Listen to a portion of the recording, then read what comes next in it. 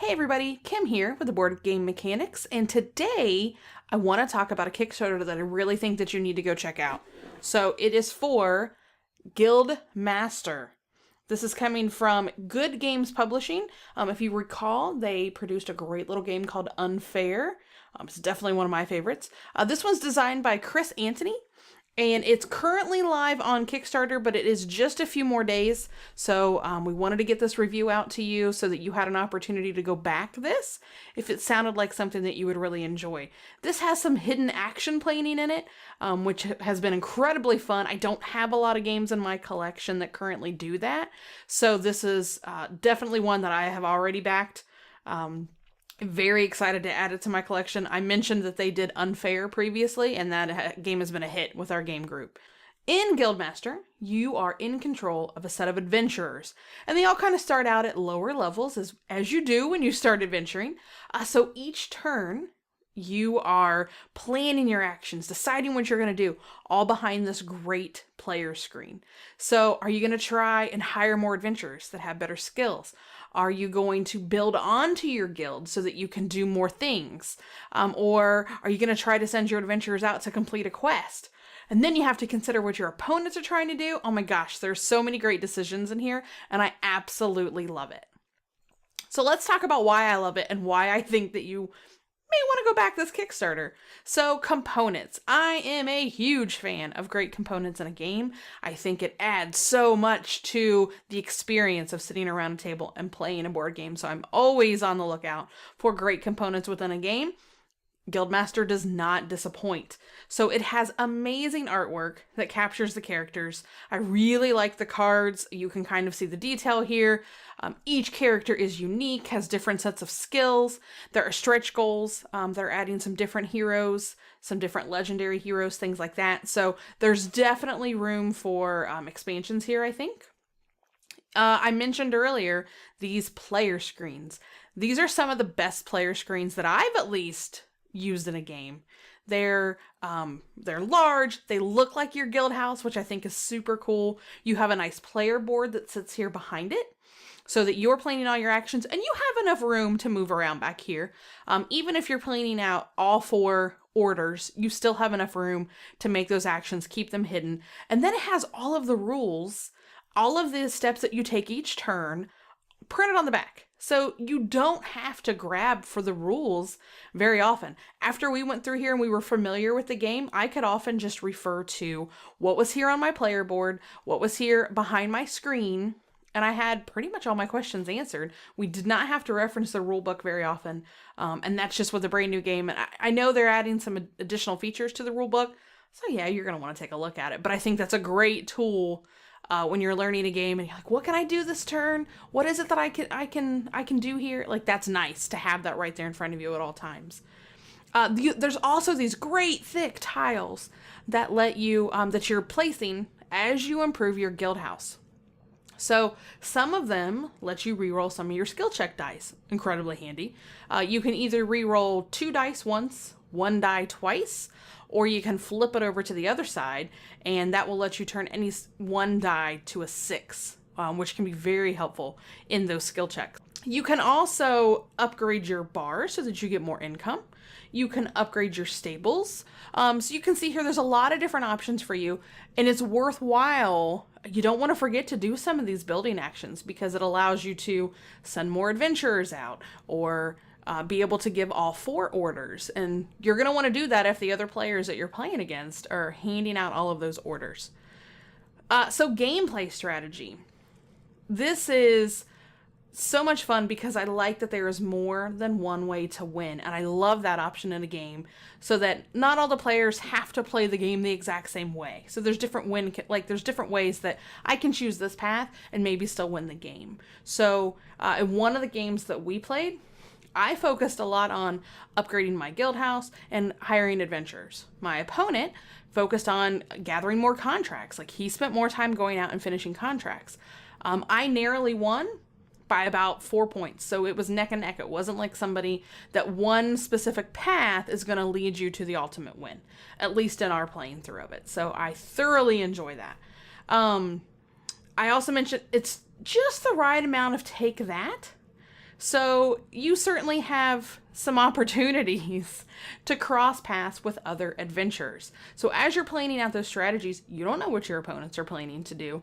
So you could end up sending your adventurers to hire someone while someone else sent their adventurers to go get a contract that you were going to send, your adventurers out on your second order. They may have beaten you to that. Now, you're not going to go away empty-handed. There are some side quests that you're going to have.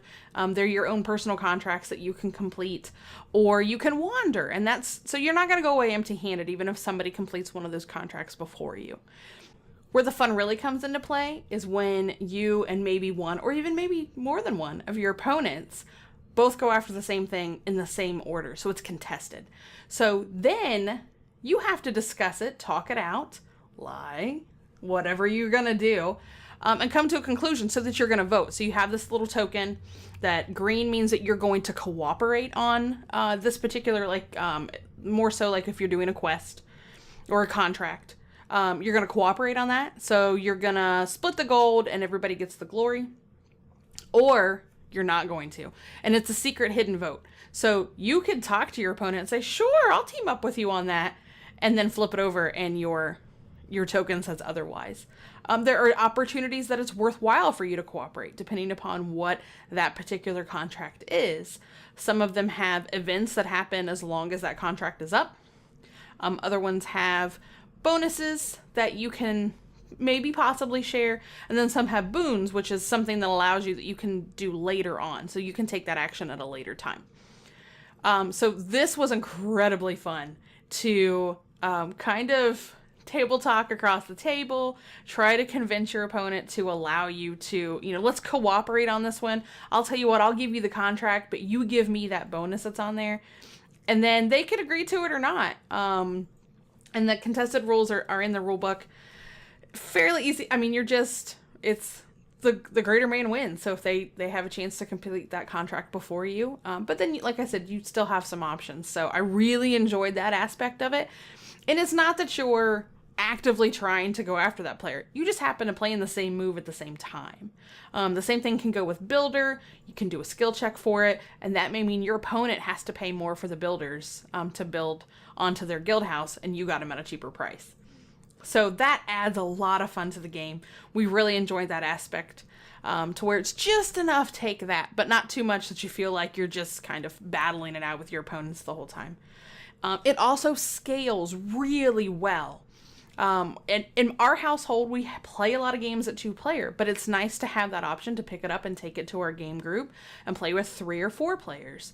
And the game holds true. Doesn't matter if you have 2 players or 4 players or 3 players. This game scales very, very well to that. You can check out on the actual Kickstarter, they have a 2-player playthrough if you kind of want to get a feel for that if you're someone who likes 2-player games. But it's definitely an option, and that's always a big plus for my household here. One of the other things they mentioned in the Kickstarter is that there's going to be some draft options for the adventuring teams, which I think is going to be fantastic. So right now in the rule book, the teams are somewhat already planned out. And it'll give you some guides saying if it's the first time that you're playing it, it's going to recommend which 2 guilds that you have go up against each other. Whether it's a 2-player game, 3-player game, it kind of guides you on that. So there's some balance to the game. Once you're comfortable with it though, then you're going to have this option in the base game once it's available to draft those adventures. And I have not got a chance to take a look at those, but I think it will be a really fun option, and it's going to give you what my next reason why I love it is, but it's going to add into the replayability of it. So you're not playing the same adventuring teams over and over. Definitely gives it some variety. And they're opening the door huge for the possibility for expansions for this, which I think will be great. I think it would be a ton of fun to have a large list of adventures that you could pull through. Maybe not as many as what you may see in like Marvel Legendary, things like that, but then being able to do that draft option and have multiple characters to choose from, that's really going to enhance the replayability of this game as you build out those adventuring teams. So, and lastly, the theme of this game is wonderful. It's so well drawn together. It has, I think if you look at it if you look at the box or even if you just glance at the Kickstarter, you may actually think this is a bit RPG because it certainly has those kind of themes to it. But we have a friend who is not heavily into RPGs, and once I started explaining the gameplay, he was like, well, that sounds amazing. So the artwork is there, the theme is there. You kind of feel like you're on an adventuring crew. You've got this great player screen that is your guild house, but there's a lot more substance to it than just sending an adventure out. You have to think strategically through those moves. You have to try to figure out what your opponents are doing. We likened it to Revolution, if you've ever played that game before, with that hidden kind of movement where you're playing out, hoping that you're not picking the same thing that your opponents are. But a lot of fun. Absolutely worth checking out the Kickstarter. The price point is very reasonable. And it's going to be available hopefully early next year. So I'm sure you'll see it at retailers at that point, but I think you might be sorry if everybody's showing off their Kickstarter versions of this and you hadn't taken a look at it and considered backing it. So it certainly is recommended by us here at the Boardgame Mechanics. So head on over to Kickstarter before time runs out. Maybe even give it a back. Until next time, we'll be looking for more games to review for you. Maybe check out a few more Kickstarters to send your way. I'm hanging out over at #TheRiveted. And over on Instagram, you can find me at Kim Meeple. Come chat. We love playing board games. Let us know in the comments what you think, what else you'd like to see us review. Until next time, keep gaming.